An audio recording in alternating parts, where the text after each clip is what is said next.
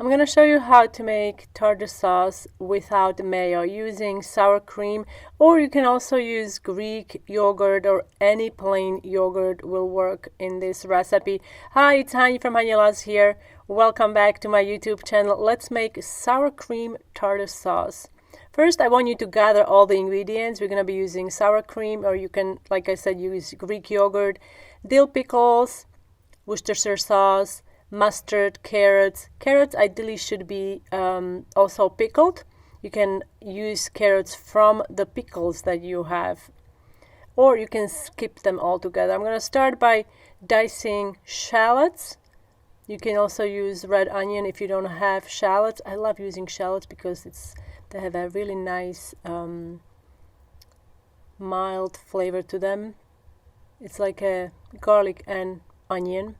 And now I'm going to finely grate dill pickles. Depending on what kind of pickles you're using, you might want to skip the salt if your pickles are super salty. Otherwise, you can season tartar sauce once everything is mixed.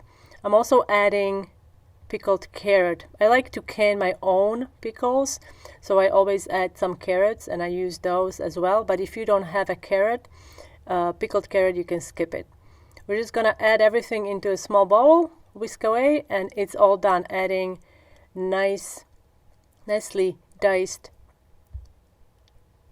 shallots, Worcestershire sauce, mustard, a little bit of honey, just a touch, and then salt and pepper to season everything. And then all you have to do is combine it and then stick it into the fridge for at least 20 minutes or so before serving.